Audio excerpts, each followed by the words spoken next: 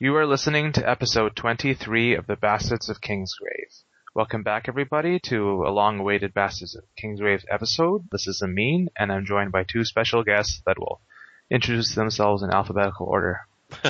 Hi, I'm Michael, or Mordian on the forums. Hi, I'm Vikram. I go by as 42 on the forums. Is it just me, or it feels like we just recorded a podcast? Is it deja vu, or is it flashback? Yeah. I feel I'm getting deja vu from both of you guys. I think we've Yeah. Okay, so what we're going to be talking about today is a short story written by George R. R. Martin called Unsound Variations, released in 1982, but reprinted in Volume 2 of Dream Songs. Now this is going to be a spoiler-full discussion. We're going to dive into it. We're going to talk about everything, and we're going to assume that you've listened to it, so that we're not going to really do too much of a general plot review. We're just going to jump into it. So if you haven't read Unsound Variations, I think the guys will agree with me. We highly recommend that you go and read it first and then come listen to this podcast. Would you agree? Yeah, absolutely. Yeah, the spoilers are really spoiling. Yeah. Thanks. The twist is worth it. Yeah. So basically now you've gone and you've read or reread it and you've come back. And what we're going to do is we're going to start off just with our lemon cake rating, and then we're going to jump into just what we thought of the story, like different parts, basically just analyze the heck out of it. But I will give this story, honestly, I'm going to give it 5 out of 5 lemon cakes. It's one of my favorite George R. R. Martin short stories. I mean, he is a master short story writer. That's where he started from. But I found it's one, like the characters, in a short story especially, you don't have a lot of time to establish stuff, but he established the characters very well. The story's pretty good, and the way I read it, like up till the very end, or maybe even at the very end, you're never quite sure if like this, now that we're talking about spoilers, we're never quite sure if time travel is happening or other things are happening. There could be alternate explanations there, but it's just set up in such an interesting way that you make your own judgment at the end. So yeah, I'm giving it 5 out of 5 lemon cakes. What do you guys think? Yeah, I mean, I have a hard time disagreeing with that. Yeah, I mean, you basically said everything there was to say almost. He's a fantastic short story writer. I really like short stories. This was a great short story. I think 5 out of 5. Yeah. So you need to flash back and then say what I said before I say it. Yeah. And that way it'll leave you completely tongue-tied. Yeah, this book is, I mean, the Dream Songs is just filled with like wonderful stories, and this definitely stands out among all of them. I definitely will give it 5 out of 5, even among Dream Songs stories. Now, do you guys know about the genesis of the story? Because I'd heard there was some sort of contest or something where George, or some sort of deal where he's supposed to write about chess and time travel in a single story. Have you heard? I hadn't heard that, no. Yeah. I think he had made a deal with somebody, right? Oh, I kind of thought he is. I mean, he's always been into chess, right? Even at he's kind of like the main character in this book, right? He's Peter. Well, that's a question I would ask him actually if we ever had him on the podcast, and I would like to ask him Song of Ice and Fire questions, and then have like a round where it's like your other works, and I'd ask him which character do you identify as closer to you? Is it Peter or these other characters? Is it a mix? I mean, it's so uncanny, right? I mean, George he was a journalist for a brief time. I think he wrote sports columns or something, right, for some small newspaper. And then, of course, a writer now. And Peter is also exactly the same. He was a novelist and then he became a journalist. So it's like... Yeah, and I mean, George talks about in like the little... the little introductions to each section of Dream Songs or whatever. Yeah. He talks about how, like, if anything had gone a little bit different, he would have wound up a journalist instead of an author or something like that. Okay. Well, why don't we jump into it, and as we talk about stuff, like, things will come out. I mean, At the start of the story, Peter is going with his wife to this meeting of basically, like, they had a chess club, I think, was it 10 years ago? Like, about 10 years ago when they were at university. They had a chess club, and now they haven't really seen each other for 10 years, and they're having a reunion at one of the guys' like mansion who's like struck it rich now. And on the way there, like even just in the drive there, it's like it's setting the characters there. You can see the tension between them and the bitterness in a marriage that's basically being failed and throughout the story. And we're talking about like George drawing upon his own life, and so that's why I wanted to look up and see like when was it that George himself had been divorced, and it seemed he was divorced only recently, a couple of years before the story. He was divorced, most like a couple of years probably before he wrote it. So, and a lot of his stories he basically like draws from his own experiences to give them more life. Like I think even like Have either of you read, what is it called? The one with like the mummy? No, not mummy. It's coming out. Like Meat Man. Have either of you read Meat Man? I actually haven't read Meat Oh Man. yeah, Meat House Man, right? Yeah. Like I think in that one, Yeah, I again, he read also that. drew upon like personal experience, not like real personal experiences like going to zombie place, but it's just like, you know, relationships, failed relationships, and I feel like that at least had to be in his mind to make it realistic to draw upon personal experiences and Barb's in the description of a failed marriage. Yeah. Like he's willing to do that for the quality of his writing to up it. So Yeah, I've never been into much of romantic stuff, you know, it's always been cheesy and stuff like that, like, you know, like Twilight and stuff like that. But when Martin writes romance, it feels very real. Yeah. Yeah, I think he does do a good job of that. Just, I mean, all the shit he takes for his sex scenes, but when he's actually writing relationship stuff, I think he actually does fairly well. cool. So yeah, keep going. If you guys have like anything going on from there, if you will. Okay, yeah, I mean, it was interesting, Katie and Peter's dynamic, you know, I mean, Katie was just being hurtful just for the sake of being hurtful, and yeah, it was interesting right off the bat, and you kind of feel for Peter immediately, you kind of put yourself in his shoes right away. I don't know why, it just felt very connected to him, even though our experiences are completely different. Yeah, I was kind of not quite confused or baffled or anything quite that severe, but at the beginning I was sitting there going like, why in the hell did she come on this trip? Like I was just trying to like think like, what was she thinking when she got in the car to leave or whatever? It was just like, it's obviously just like fucking pissed as hell and doesn't want to go, but I don't know. Well, even underneath the barbs and the stuff, they still have like feelings for you. Yeah, exactly. Like, so I mean, that comes out at the end, right? That there is, you know, still a deeper thing that's still alive or whatever. But Yeah. So on the way there, they kind of describe like what happened. One of you guys want to tell me like what happened the last time they had a big tournament in college? yes. So basically, oh shit, I can't remember any of the characters' names. What's the name of the main guy? So it's the Northwestern Chess Tournament, and Yeah.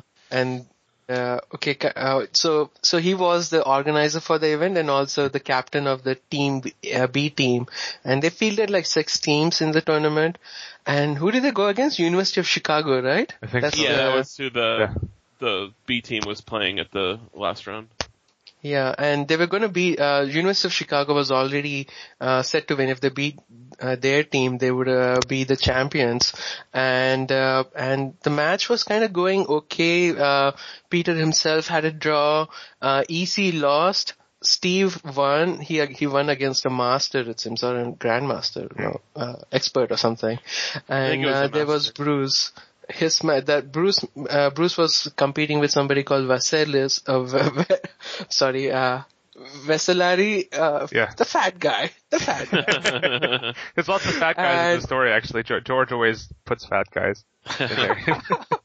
And this guy's supposed to be really good. He's supposed to be a master or something, and Bruce is a designated Class A player. So it was a very uneven match. But Bruce was supposed to be have a photographic memory or something, and he was giving the guy the run for his money. And there was this, they call this a critical point, and it's a point in the match, and one mistake here and there could take the match in one direction or the other. And the story is basically that critical point. It's all about that. And actually, just to add to the more like George drew upon his life, like apparently he actually went to Northwestern himself. I'm looking at here. Yeah. Yeah, George went to Northwestern and he also ran chess tournaments, like the guy did, so. Like not just played, but was like a tournament organizer. You can tell just because he from the way he writes, right? He's drawing upon like this. Yeah, absolutely. Yeah. And he makes it interesting. I mean, the overall story, you think like chess could be boring, but the way he writes it makes it interesting. Like, yeah, he does a good job. Like, I know how to play. I know what direction the pieces move or whatever, but other than that, I know basically nothing about chess. But same thing, yeah. But I thought he did a good job keeping like, there's one point where Bruce plays, the first guy, whose name I can't remember. Sorry. I think he played Steve first, yeah. Yeah, he plays Steve. Hal or somebody. And that game goes into like a fair amount of detail about the moves or whatever, and I thought he did a good job of keeping that interesting even for someone who didn't really know the game particularly well. Oh yeah, that's a very good point. Same thing. I only know the basics of chess. Like a pawn can be moved in L direction, Sure, a knight yeah. can be moved diagonally, a queen can only take one step. So I know the basics. But I'm nothing pretty much. I'm pretty sure everything you just said was wrong. What? No. Shocking lack of chess knowledge. You guys know I'm just kidding, right? Yeah, I was hoping that was what just happened. Okay. Yeah, an elephant can move diagonally. Yeah, it's all, Yeah. it's all up to date current rules. Yeah, go read your rules, guys. So anyways, so I don't know much about chess. Nothing. I don't know what a Sicilian is. I don't know what is, But you kind of get a sense, hey, when he's talking about a Sicilian, this is a very powerful move and there are very few things that can turn us away. So you kind of get the context of things, and Martin's really good about that. So when they get there and they find out that Bruce as they call him, like is really rich now, and he comes out and this is like phase 1 of the story, where it just seems like a normal story. And he's done this with a couple of stories. Like I'm not gonna name the names, but there's a couple of these stories where it's like it starts like a normal story, you think it's normal, and then suddenly like some sort of fantasy or sci-fi element jumps into it. Yeah. This just seems like it's just one guy showing off his fame and getting revenge. And I don't know how you guys feel about it, but I think it's definitely a gray story in the sense that like Peter and these guys aren't necessarily the good guys, because they definitely did a lot of bad things to Bruce. You kind of feel sorry for him when some of the things that happen, right? Yeah, I mean, I'm certainly not saying that they're, good guys. I mean, they're not heroes really, I don't think in any sense, but, at the same time, I don't know, it's hard to know, when you're, like, when everybody's playing, I mean, cause it did feel like, EC, played pranks on everyone, and, like a lot of people, Steve got tagged with like a nickname that he didn't like either, and all sorts of things like that happened, and it seems like some people sort of took them in a lighthearted spirit and some people didn't. Some bullying is not equal to others, right? Like, so you got the brunt of it. The other thing is probably...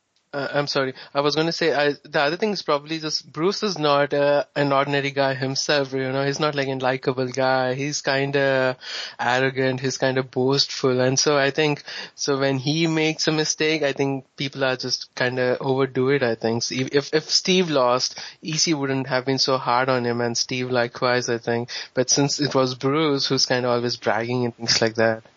Yeah, I think that's part of it. I mean, Bruce was an unpleasant person. Yeah. Even then, and so people were sort of unpleasant back to him. But yeah, I mean, certainly I don't think that the other three guys are the good guys. I just, I don't know that they're necessarily the bad guys either. Yeah, I think it's definitely gray. And I mean, like, part of it is his memory doesn't let him forget things. Like, it makes it worse for him, right? Like, he just kind of control it. And second, like, I mean, the fact that he's arrogant and stuff, again, like, it can depend on, like, well, if he was treated badly earlier, that could be, like, his mechanism. Sure, yeah. Stuff. So it's definitely gray. Like, it's kind of... It's not black and white one way or the other. It's not chess piece black and white. It's yeah. It's great. And the guy can hold his grudges, right? I mean, well, yeah. Oh yeah.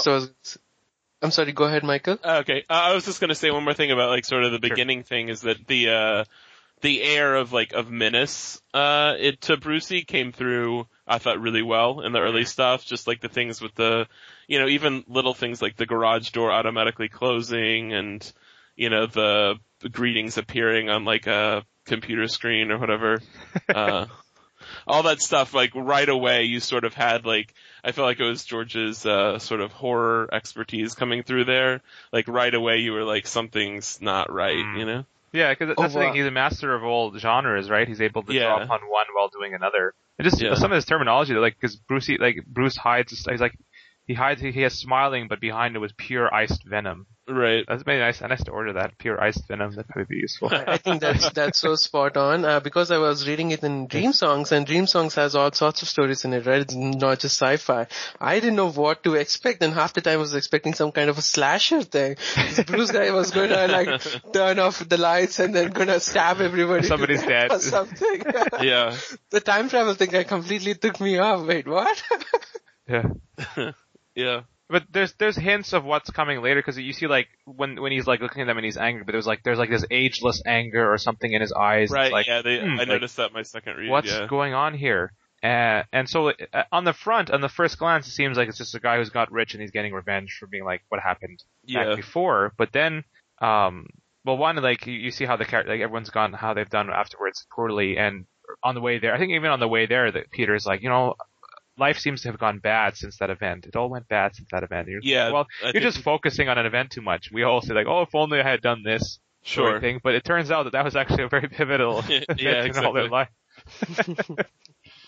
So there's that. But again, another thing I wanted to mention in terms of like the Bruce thing is like, and Bruce himself mentions it, is he's like, hey, why did you put me there first? He was basically thrown under the bus and expected to lose. Yeah, I mean, he absolutely was. But I mean, I've got to think that that's like, I mean, obviously I don't know anything about chess tournaments or whatever, but I mean, I have to think that must be fairly standard sort of strategy sort of thing, yeah. If you're playing like a much stronger team, then surely you want to get your best person against their worst person to have any chance of balancing it out. I don't know, but yeah, the closest thing I've experienced with something like this is basically StarCraft 2 team matches, and they can go through the same strategy. Do you want to put your strongest player first and have the entire team kill it, or do you want to hold him up and go against player that he's better equipped to handle or something? Yeah. So Okay, so, and I mean, they've all had Peter's been messed up in his career.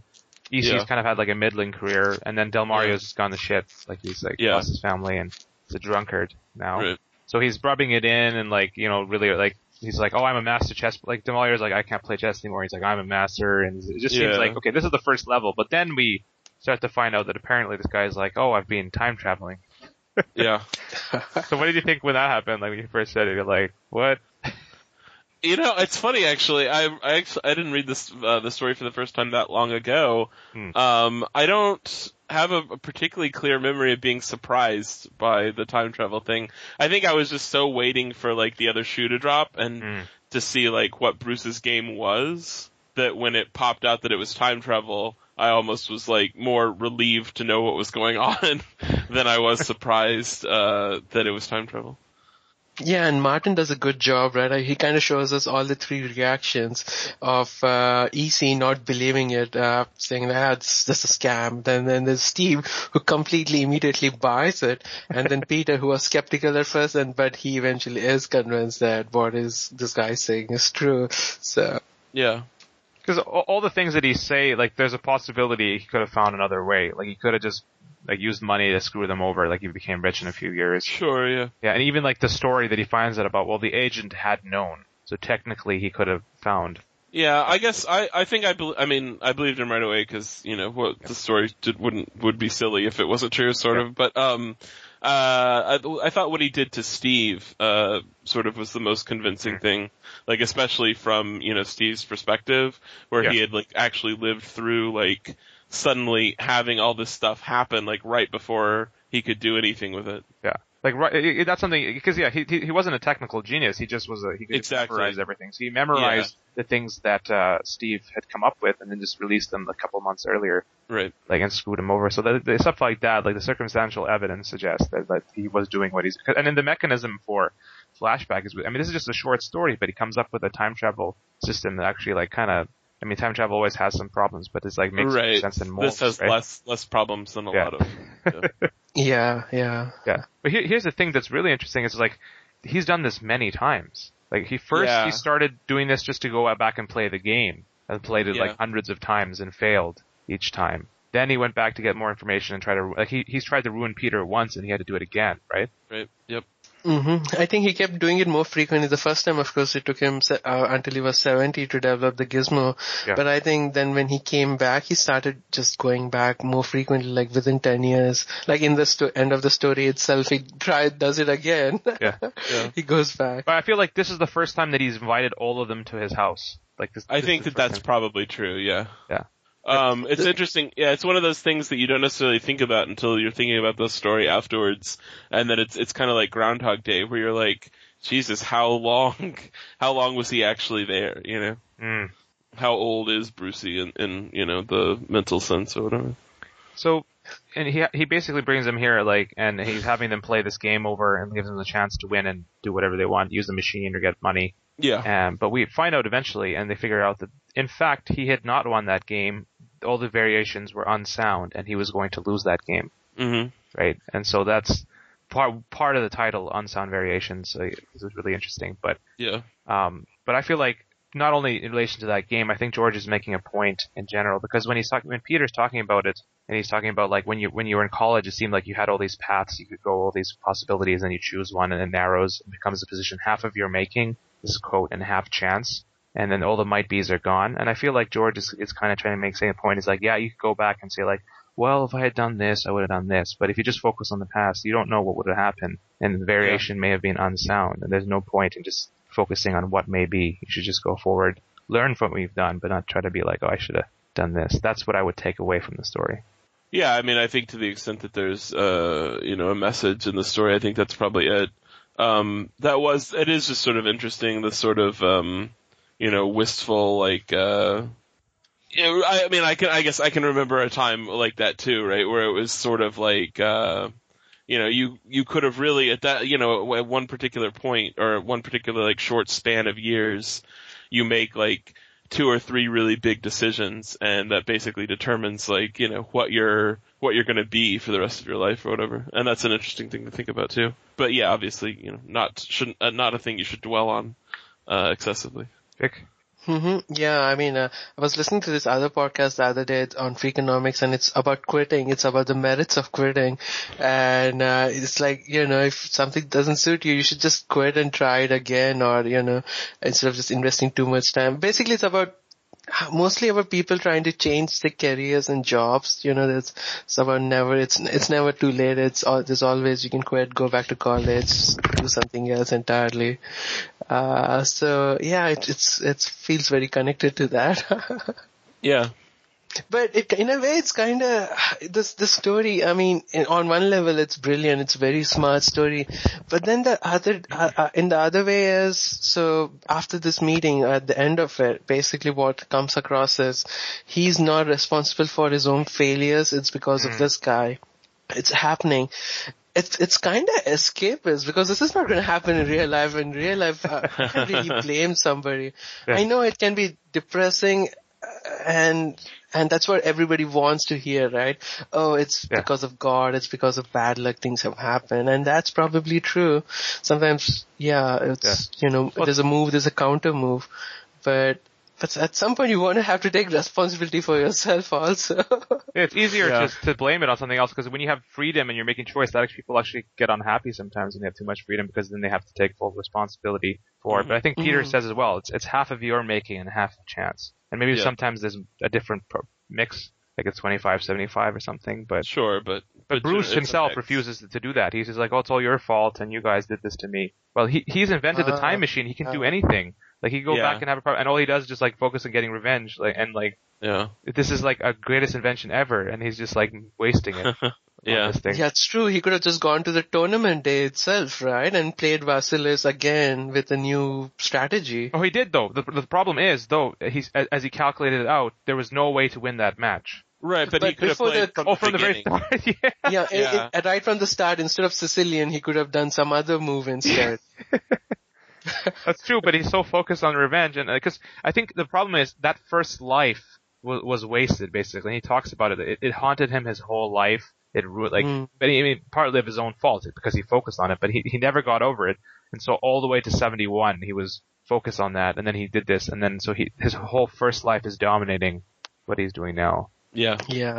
I guess it's just the personality of things, right? I mean, this guy took it in a bad way, and that's why I said, I'm going to ruin my friends. But if it was somebody else, a bit more friendlier personality, would have been like, no, I'm going to go back to the tournament and I'm going to win it, and these guys are going to love me then. Yeah. But do you think, and I remember that, I think I read an Isaac Asimov story where it had all these people that were like getting over the age of 120. They were like 130 or 140. Mm-hmm. And he was trying to think like, there's a reason why, well, not a real reason, but like something comes out of people dying at a certain point, because once you get really old, you get encrusted in your own views, and it's hard to change yourself or like give up like. Yeah, I've noticed that actually in a lot of, like sci-fi stuff, is that even once we sort of do beat death or whatever, that a lot, I mean, not all, like, it's a mix. I mean, some sci-fi does have people just living forever, but a lot of them has people who basically after, like you were saying, like 150, 300 years or something like that, most people choose to die and move on.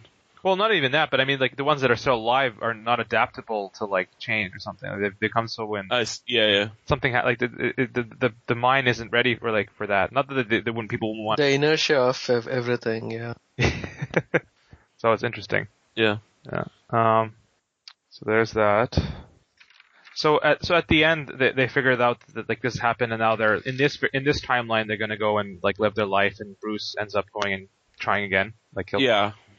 So that's another thing, because there's different timelines. That's the interesting thing, right? Like, every time you do it, there's like a parallel. Yeah, they seemed remarkably unconcerned for themselves in other timelines. Yeah. Which was like my main worry at that point was like, but guys, you're fucking yourself over in a different timeline. Well, that's not them though, right? I know it's not them. It's not them, but it's like, it's your brother almost or something like that, right? I mean, yeah, so you think they should have just killed him or something? I mean, yeah, obviously that's like sort of like, oh, we're gonna murder him now is a little, Then in that timeline... Well, Peter and Steve could probably move on, but EC has that herpes or something.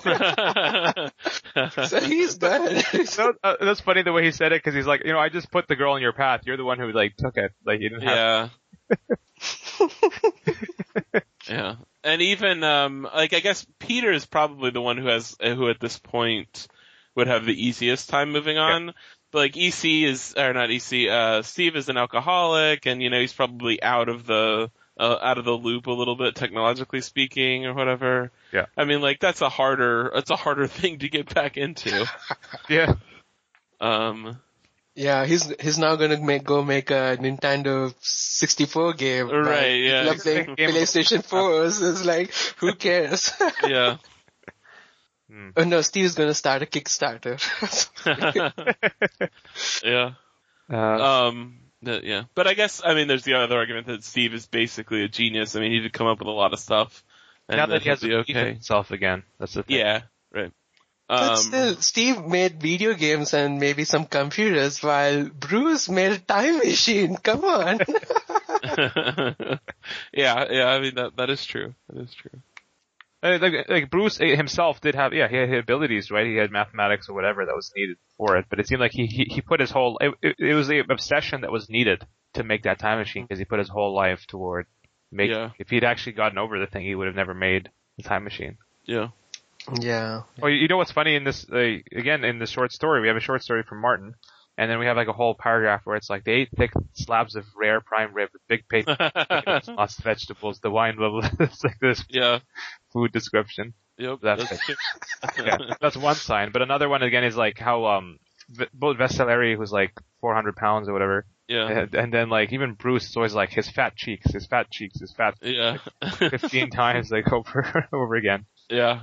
Yeah. Well, I haven't seen 1982 George Martin, but he's probably slim and proper then. But I don't it's think not so. I think Martin. he was, from reading the sort of I don't know if you guys read the introductions and all the Dream Song collections or whatever, but if you read all those introductions, I feel like you get a pretty good, albeit sort of jumbled, biography of Martin. But it sounds like, I mean, he was fat when he was young, and then he was briefly slim, and then he was fat again. Oh yeah, there's like a story that he talks about. It's the monkey. I can't remember the name. It's actually just have monkey. Oh yeah, the monkey treatment. Yeah, that's such a freaky story. First of all, like let's not go into it because we haven't given the thing. But, But the thing from it though is that like you can tell that George is like he's been thinking about like weight like through his whole life. Sure. He shares it. That's one of the reasons why he's such a great writer. He draws from himself and shares it on paper. Like it's a brave thing to do, and he does. But from that story, you can be like, oh, okay, he's always like. This is something being on his mind, but maybe that's why he always, it's possible he has a bit of like fat hatred or something, because he always puts all these characters, like in all the stories, it's always like these gigantean characters that like these mammoths who are like 450 pounds being like lifted, like, and even Song of Ice and Fire, and it's just like, either intentional or not. It's probably intentional, but even interesting to see that. So in that one, and then in Meat House Man, he draws upon it, like he just draws upon personal experience, because I'm guessing, I'm not a writer, but that's an effective way to do it, rather than just trying to make up everything. Yeah. That's why I kind of I wonder though, like the way all the characters are described makes you think that that he's like Peter is the one that's being like parallel to George, but the other way, like with all these jokes and stuff, it's like possible that maybe he was also a bit of Bruce, like he was a combination of different characters Yeah. upon them, because like he's good at like writing about like all these things and how they can make somebody want to get revenge and blah blah blah. So it's hard to tell. True. And I found it interesting that he didn't like. So his beef is with the three guys. Like he doesn't even care about Kathy. Like she's just like a tool. Yeah. But he's like he wants like pay for her to sleep with him. Right. But he's like doesn't even know. He's just like so awkward about it. Yeah, you would think after spending so many lifetimes you would have better pickup lines. Yeah. But he has. Can I pay for it? Yeah, that's true. It's just showing how like he has this perfect thing and his obsession has ruined it. Like he's completely ruined. Yeah. What he could. I mean, so like the last line of the short story is basically like, you know, poor Bruce, all the variations are unsound or something, like indicating that, you know, I guess really it's just saying that he's on like a quest that will never make him happy even when he succeeds. Yeah. But that's the other thing, right, is that I think that obviously like Bruce will eventually succeed, right? If he'll eventually have a timeline where he, you know, fucks these guys over and brags about it, and then they all leave and commit suicide or whatever, right? I mean, like, he's gonna win eventually. I think so, but maybe he's saying that even when that happens, then he'll be sitting in his house and just... Exactly, yeah. I think that's what he is saying, and that's true. I think this is what he'll do the next time. Next time he'll make it so that Katie and Peter are not married, and then he'll do the thing. See, I don't even think he'll go back that far. I think when he goes back this time, he'll go back a week or something like that, and then just have... Because there's no reason to go through all the fucking shit again, you know? Just go back a week and then and do something to Kathy, right? I mean, like, get her boss or, you know, whatever. Keep her busy over there. Yeah, exactly. Give her a reason not to come, and then... Yeah, I think he will win. Yeah, exactly. Because he plans everything. He's like, oh, remember Vesselary? I've taken care of him too. Right, like, yeah, exactly. Oh, and the Vesselary was just being a dick. Like, he had said, like, that I had lost. But he had... Yeah, that is really funny, actually. I wonder, like, he did say that. I wonder if he actually talked to Vesselary at some point and was like, hey, you know, what did you mean when you fucking said you're done? And Vesselary was like, oh, yeah, I just, you know, that wasn't true. Yeah. It's funny, in the last thing, all the variations are unsound. He made him sad, but then after lunch he'd forgotten about it. Yeah, exactly, yeah. Which I guess is sort of like Bruce's whole problem with him, right? Is that ultimately, like, Peter doesn't give a shit. Right? Because it was the other two that were mean to him or whatever, but his problem with Peter was just that he was like, yeah, I just didn't try that hard, didn't worry about it, you know, stuck him in a bad position without really thinking about it or worrying about it or caring. Yeah. I mean, there's a lot of stuff he says, Peter says, like, yep, you're right. Like, he's like, 10 years ago, you didn't try. You just gave up and made a deal with your buddy and, like, just watched and stuff. Like, so, it's very gray. Like, the problem is that Bruce, he just took it too far. Yeah. That's the problem. Because I mean, not everybody in the world is gonna love you, and, you know, that's the way that is. Exactly, yeah. But he's actually helped, Bruce, he's helped Kathy and Peter, like, it's like kind of marriage counseling. Yeah, exactly. Really turned the relationship around. There's an interesting line here, when Kathy's talking to him, it's like, Peter, you loathe yourself so much that there was no way to keep the loathing from rubbing off on me. Yeah. Be interesting. I'm wondering if George is again, like, trying to, something there, or... Yeah, I don't know. That's a possibility. Because his career, while great, has been up and down over time and got better and better and better, right?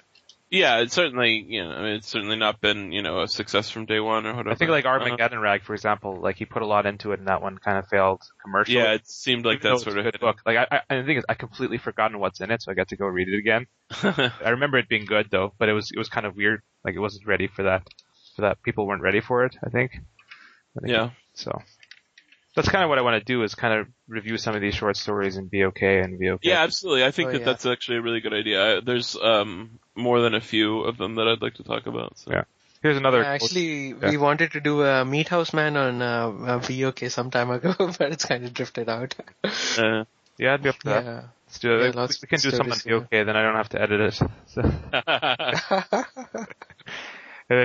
Here's another line. Instead, his smile was so broad that his fat cheeks were threatening to crack in two. It's like, come on, how many of these is he? Yeah. There. Yeah, it does, like, some of the time, George's, like, fat stuff, sort of seems like somebody who's trying to get in ahead of the bullies, sort of, right? Mm-hmm. Like, if you say it first, then maybe they won't say it or whatever. Yeah. But, yeah, you know. No, I mean, like, I think that adds to the quality of his writing, though, because, again, he's sharing. Yeah. So. Alright, is there anything else we have on here? I'm trying to look to see. I'm trying to think. I don't think I had anything else. It is an ultimate revenge story, like, even though it fails here, but it is like, wow, he really planned, like... Yeah. I mean, he's done a lot of fucking work on this revenge. And I think, yeah, obviously, I think it will be successful. I mean, he's, a couple of moves away, I think, really, from winning this time. Okay. Well, why don't we, wrap up then? Like, thanks for joining, guys. It was lots of fun. Maybe we'll do some sequels to this. Yeah, absolutely. I'm looking forward to see how people thought of this story. Yeah. And the problem is for, like, in terms of after show, there's not really much of an option here except for Kathy. So just let me know what you think of Kathy. What do you do with Kathy? I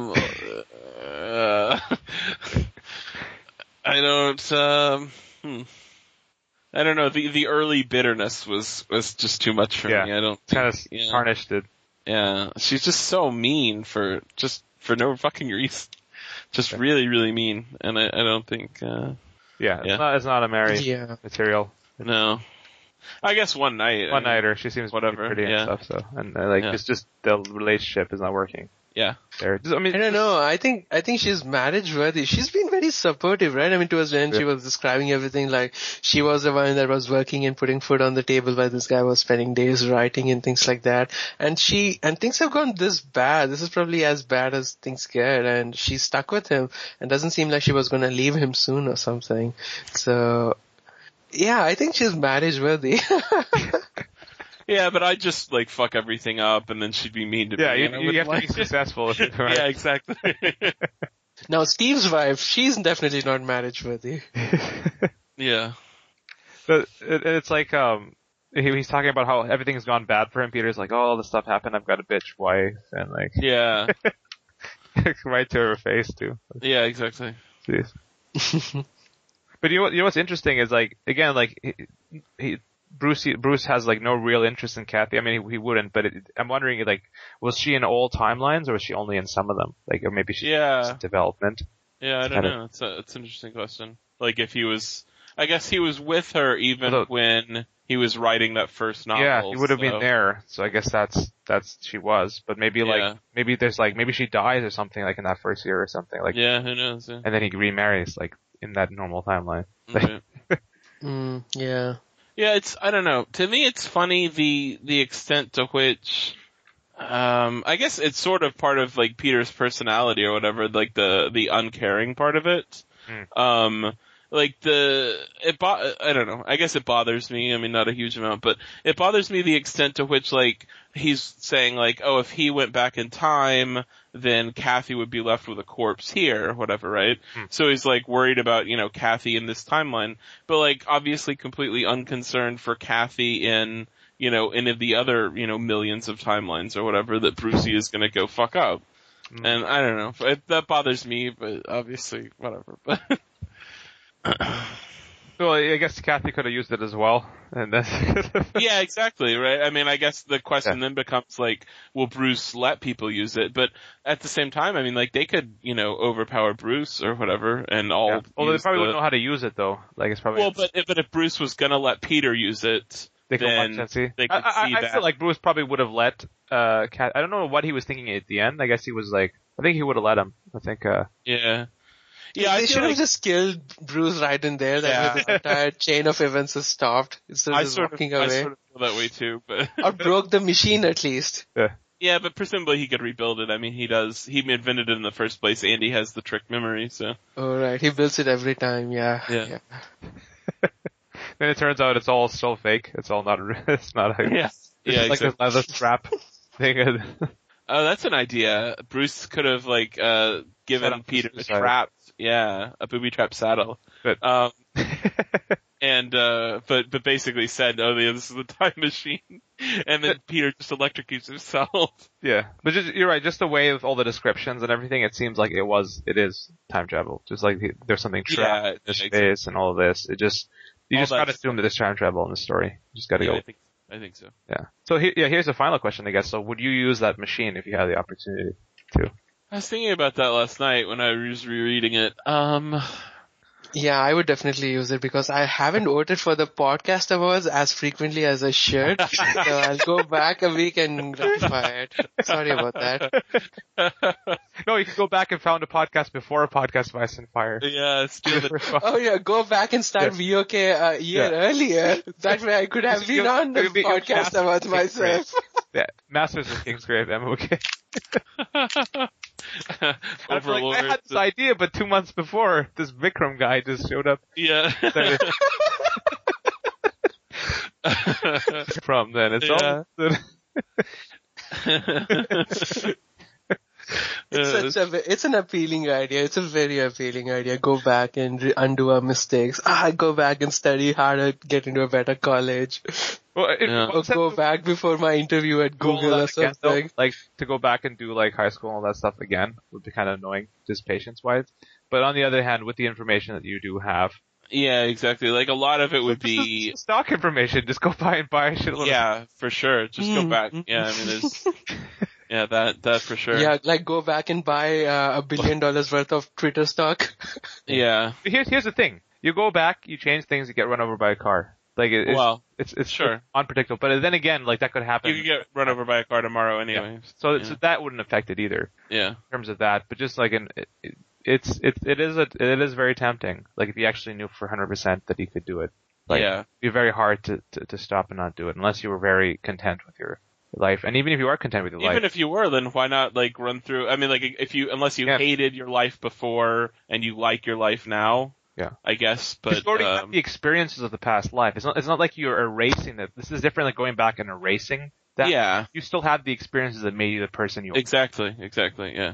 And I guess that was the problem with Bruce. Like, he was the ultimate way. He couldn't get rid of the experience of it. It was still stuck. Right, yeah. But if you go back and you could fix some of the mistakes with the experience of what you're knowing, that would be pretty deadly. I guess it's one of those things like you could never be, you could never be a blank slate again. So like you could sort of never change like the really bedrock parts of yourself. Yeah. You could only change your circumstances, but I think that would be enough. Yeah. Like I don't have a problem with my bedrock personality or whatever, but there are circumstances that I would go back and write a Song of Ice and Fire before George did. but no, because you'd get that's probably what's happened. That's why we have such a long wait between books. This thing is showing what happened. George actually went to use the machine. This is what happened, but he went back too soon, and so now he's like, shit. What the hell am I going to do for these next books? Or he goes back, now that he's figured out the Maronese plot, he could go back now. Yeah, but he's going to die. So he's going to die in this timeline to go back and get the next 2 books, and then we're all going to get screwed. Damn it. Unless you use the machine yourself to go back. Yeah, to go back to that timeline where George has actually finished all 7 books. But you technically couldn't really do that to go to the same timeline the way it's working, I guess, right? It would be... No, you'd have to... Go back and then tell George something or... Go back to like a 20-year-old George and give him the 5 copies of the book. Right. He went back to himself copies as like a loop. Yeah. Just be like, be careful. When you go back to get those 7 the 7 fantasy novels you're gonna steal, make sure you bring back the last 2. Yeah. Maybe he dropped like the book in the middle, like it fell. Yeah, exactly. It's like the, History of the World where Moses has 15 commandments or whatever and then drops the 1 tablet. Now he only has 10. Yeah. There's just so much potential with this machine. It's crazy. So. Yeah. Yeah. Definitely, I love time travel stories. They're always so fun. Even if you are happy with your life, well, it's still, but it just remember this is experiencing all those things over again. It's kind of, yeah. I don't know. It's hard to say no though. It's definitely, you'd have to think about it very carefully. I mean, one thing is you could just wait, right? Wait until you were, old or sick or, in a, sort of had gotten to the end of, the good part of your life and then go back then, Yeah, you do it for like and then but then you could affect so much. It'd be ridiculous. Like the amount of effect you could have is pretty crazy. But then again, the thing that was especially special about Bruce is he had the memory. Exactly. Yeah. I mean, I think it would be a lot. A normal person would have to go back. I think a lot more often. They would be a lot less effective, definitely, compared to Bruce. Right. Okay. I guess we'll wrap up because we got VOK after this. We got to get to. Yeah. Cool. Okay. I had a great time. Thanks for hosting, and thanks for coming up with the idea, etc., etc. Okay. Cheers. Yeah, thanks for having us, Amin, and definitely I forgot about how good the story was. I had to look it up when you said Unsound Radiation, what's that? Yeah. It's just fun. A shout out, actually, if this comes out, it probably will come out before November 15th, so again, podcastawars.com. You can go there and vote for Podcast Vicefire under Entertainment, and if you don't, use the machine, go back and do it.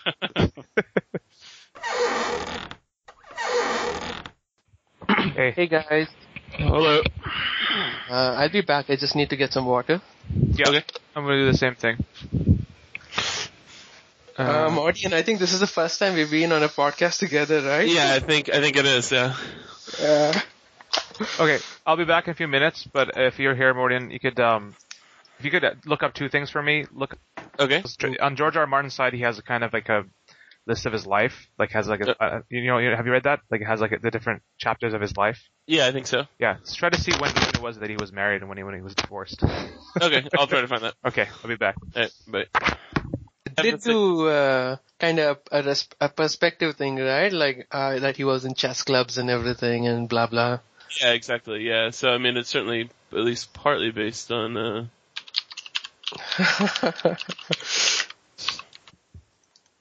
Okay, he got married in 75 and divorced in 79, and Unsound Variations came out in 82. Okay. Do we know he met Paris by then, or? Yeah, I'm not sure when he met Paris. I know he met her at a con, supposedly, and Yeah. And he was already a decent writer by then. Yeah. But that's probably an insecurity he always had, probably. What if he turned into a crappy writer? Would Paris leave him or something? Yeah, I'm sure. Oh wow, it won the Hugo in 83, Locus in 83 again, Nebula in 83. Oh well, no, sorry, it got nominated. Nominated for Hugo and Nebula, but it only won the Locus. People have bad taste, I think.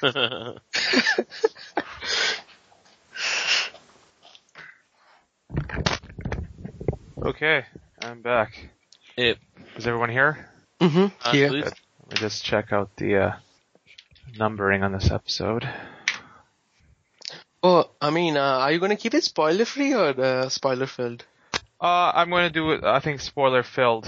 Although maybe we want to, we can give our generic view on it first and then be like, okay, we're going into, basically after the first couple of minutes, it's going to be all spoilers. I mean, there's no point really doing that, I guess. It's kind of hard to do it spoiler-free, I mean. Yeah. So I will give a full spoiler warning at the start and we'll just do full spoilers because there's just no point in doing a half thing. So this is going to be episode 23. Oh, what's the name of the fat chess player who beat Bruce the first time? Vasilis or V something, yeah, I don't know. Vasilary or something. Vasilary, right, okay. That's how we'll say it. I read this a few days ago, so I might be a little, but I wrote down comments, it'll come up. I figure we'll do our lemon cake review, and then we'll just kind of just move through it, Okay. Cool. Because everyone who listened has read the thing, it was not going to need much of a summary, right? So okay. We're just going to just jump into it. Did you happen to see when it's released and stuff? Were you able to find that out? Yeah, it was released in 82. George got married in 75 and divorced in 79. Okay.